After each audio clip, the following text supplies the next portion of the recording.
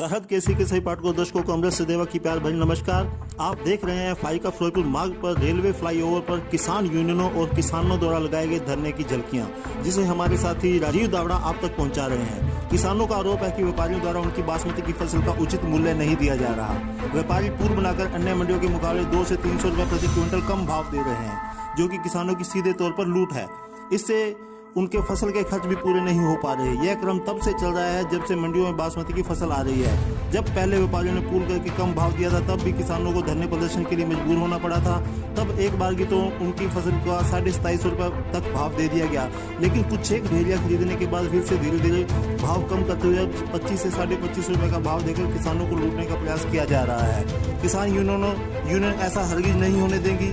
किसान नेताओं ने दोष जताते कहा कि खुलेआम किसानों की लूट हो रही है और सरकार और मंडी अधिकारी आंखें बंद करके बैठे हैं। उन्होंने कहा कि अगर सरकार ने किसानों के हक पर मारे जा रहे डाके को नहीं रोका तो इसी तरह अपना चक्का जाम जारी रखेंगे। इसकी सारी जिम्मेवारी सरकार और स्थानीय प्रशासन की होगी। दूसरी तरफ किसानों के धरने के चलते शहर के भीतरी सड़कों पर वाहनों के लंबे लंबे जाम लग गए, क्योंकि चक्का जाम की वजह से वाहन चालक अन्य मार्गों जो कि शहर के भीतरी हिस्सों से होकर निकलते हैं से निकलने लगे और भारी ट्रैफिक के चलते वाहनों की लंबी कतारें लगी। लोगों को जाम के चलते भारी परेशानी का सामना करना पड़ा। खासकर एम्बुलेंस आदि के जाम में फंसने से मरीजों को सेहत सुविधाएं नहीं मिल पाई। वहीं धरने पर बैठे किसानों व किसान नेताओं ने बासमती के भाव को लेकर क्या आरोप लगाए, आइए आपको उनसे मिलवाते हैं। वजह साडी ਇਹ ਆ ਜਦੋਂ ਦਾ ਝੋਨੇ ਦਾ ਸੀਜ਼ਨ ਚੱਲਿਆ ਉਦੋਂ ਦੇ ਹੀ ਲੋਟੂ ਟੋਲੇ ਜਿਹੜੇ ਸਾਨੂੰ ਉਹ ਪਰੇਸ਼ਾਨ ਕਰ ਰਹੇ ਆ। ਉਦੋਂ ਦਾ ਹੀ ਸਾਡਾ ਇੱਥੇ 2 ਵਾਰੀ ਧਰਨਾ ਇਸ ਤੋਂ ਪਹਿਲਾਂ ਵੀ ਲੱਗ ਚੁੱਕਿਆ। ਨਰਮੇ ਦੇ ਇੱਕ ਵਜ੍ਹਾ ਲੱਗਿਆ, ਇੱਕ ਵਾਰੀ ਝੋਨੇ ਦੀ ਵਜ੍ਹਾ ਨਾਲ ਲੱਗਿਆ, ਪਰਮਲ ਦੀ ਵਜ੍ਹਾ ਨਾਲ। ਅੱਜ ਵੀ ਜਿਹੜਾ ਹੈਗਾ ਇਹ ਬਾਸਮਤੀ ਦੀ ਵਜ੍ਹਾ ਨਾਲ ਲੱਗਿਆ।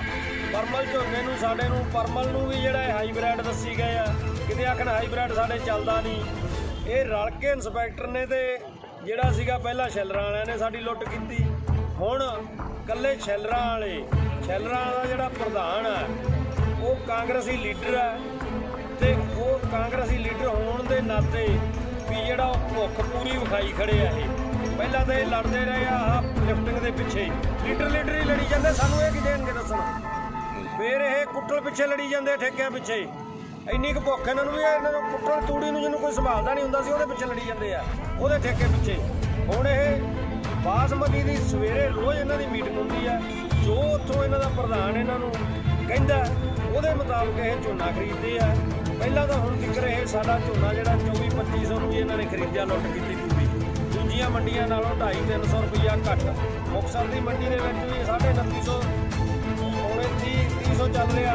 ਕੋਟਕਪੂਰਾ ਦੀ ਮੰਡੀ ਦੇ ਵਿੱਚ ਵੀ ਚੱਲ ਰਿਹਾ 3000 ਤੱਕ। ਫਿਰ ਇਹ ਜਿਹੜਾ ਹੈਗਾ ਇਹਨਾਂ ਨੇ ਜਦੋਂ ਅਸੀਂ ਮੀਟਿੰਗਾਂ ਕੀਤੀਆਂ ਡੀਐਮਓ ਸਾਹਿਬ ਨਾਲ ਵੀ, ਅਸੀਂ ਬਹੁਤ ਕਰਕੇ ਕੰਮ ਖਿੱਚਿਆ। ਫਿਰ ਇਹਨਾਂ ਨੇ 2700 ਰੁਪਈਆ ਭਾਅ 2760 ਰੁਪਈਏ ਕੀਤਾ। ਉਹ ਵੀ ਇੱਕ ਦਿਨ 4 ਢੇਰੀਆਂ ਖਰੀਦੀਆਂ 2760 ਨੂੰ। 4 ਢੇਰੀਆਂ ਤੋਂ ਬਾਅਦ ਦੂਜੇ ਦਿਨ ਇਹਨਾਂ ਨੇ 40 ਰੁਪਈਏ ਉਹਦੇ 'ਚ ਫਿਰ ਉਡਾਤੇ। ਉਹ 2720 ਤੇ ਲੈ ਆਂਦਾ। ਤੀਜੇ ਦਿਨ ਉਹੀ ਇਹਨਾਂ ਨੇ 2700 ਤੇ ਫਿਰ ਲੈ ਆਂਦਾ, ਤੇ ਕੱਲ ਤੱਕ ਇਹਨਾਂ ਨੇ ਉਹੀ 2500 ਤੇ ਫਿਰ ਲੈ ਆਉਣਾ। ਇਸ ਕਰਕੇ ਸਾਨੂੰ ਮਜਬੂਰ ਹੋ ਕੇ ਜਿਹੜਾ ਸਾਨੂੰ ਧਰਨਾ ਲਾਉਣਾ ਪਿਆ। ਨਹੀਂ, ਇਹਦੇ ਬਾਰੇ ਤੁਸੀਂ ਸੈਕਟਰੀ ਮਾਰਕੀਟ ਕਮੇਟੀ ਸੈਕਟਰੀ ਨੂੰ ਮਿਲੇ, ਸੈਕਟਰੀ ਦਾ ਸਾਡਾ ਫੋਨ ਹੀ ਨਹੀਂ ਚੱਕਦਾ। ਮੈਂ ਤਾਂ ਨਾ ਵੀ ਏਡਾ ਨਲਾਇਕ ਬੰਦਾ ਉਹ। ਡੀਐਮਓ ਸਾਹਿਬ ਨੂੰ ਮਿਲੇ, ਉਹ ਬਹਿੰਦਾ ਹੀ ਨਹੀਂ ਦਫ਼ਤਰ। ਡੀਐਮਓ ਸਾਹਿਬ ਨੂੰ ਮਿਲੇ, ਡੀਐਮਓ ਸਾਹਿਬ ਨਾਲ ਵੀ ਸਾਡੀਆਂ ਡਿਸਕਾਂ ਹੁੰਦੀਆਂ ਰਹੀਆਂ, ਮੀਟਿੰਗਾਂ ਵੀ ਹੁੰਦੀਆਂ ਰਹੀਆਂ, ਪਰ ਸਾਡੀਆਂ ਸਾਰੀਆਂ ਜਿਹੜੀਆਂ ਮੀਟਿੰਗਾਂ ਵੀ ਡਿਸਕਾਂ ਵੀ ਸਾਰੀਆਂ ਉਹ ਅਸਫਲ ਰਹੀਆਂ।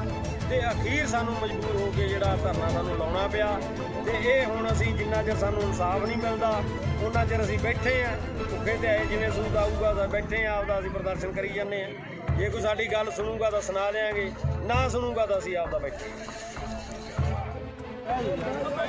ਅੱਜ ਕਿਉਂ ਕੀਤਾ ਅੱਜ ਰੋਡ ਜਾਮ ਦੀ ਸਾਡੀ ਬਾਸਮਤੀ ਝੋਨੇ ਦੀ ਲੁੱਟ ਹੋ ਰਹੀ ਹੈ। ਇਹ ਤੜਕੇ ਆਉਂਦੇ ਆ, ਤੜਕੇ ਆ ਕੇ ਚਾਹ ਦੇ ਕੱਪ ਫੜਦੇ ਆ ਤੇ ਆ ਕੇ ਰੇਟ ਇੱਕ ਫਿਕਸ ਕਰ ਲੈਂਦੇ ਆ ਵੀ ਅੱਜ ਇਸ ਰੇਟ ਤੋਂ ਉੱਤੇ ਨਹੀਂ ਜਾਣਾ।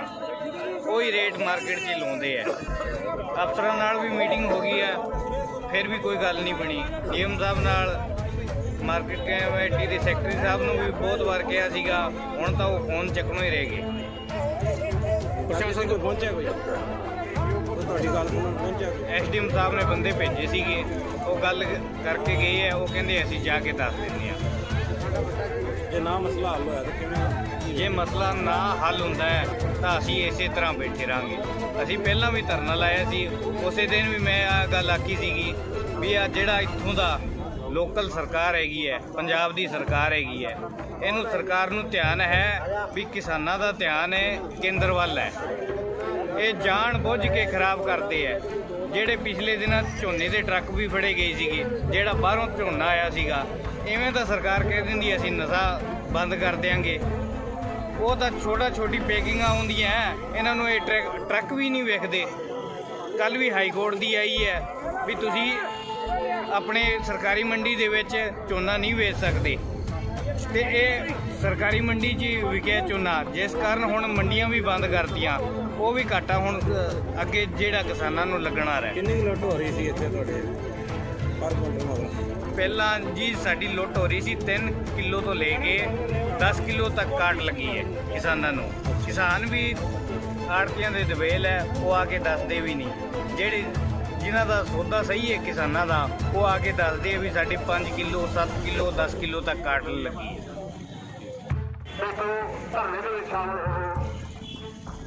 ਕਿਸਾਨਾਂ ਦਾ ਏਕਾ, ਕਿਸਾਨਾਂ ਦਾ ਏਕਾ, ਪੰਜਾਬ ਸਰਕਾਰ, ਫਾਜ਼ਿਲਕਾ ਦਾ ਪ੍ਰਸ਼ਾਸਨ, ਫਾਜ਼ਿਲਕਾ ਦਾ ਪ੍ਰਸ਼ਾਸਨ, ਕਿਸਾਨਾਂ ਦਾ ਏਕਾ, ਕਿਸਾਨਾਂ ਦਾ ਏਕਾ, ਧੌਣ ਤੇ ਗੋਡਾ, ਧੌਣ ਤੇ ਗੋਡਾ, ਇੱਕੀ ਦੁੱਕੀ, ਇੱਕੀ ਦੁੱਕੀ, ਏਡੀ ਬੇਟੀ ਪੱਟ ਦੀ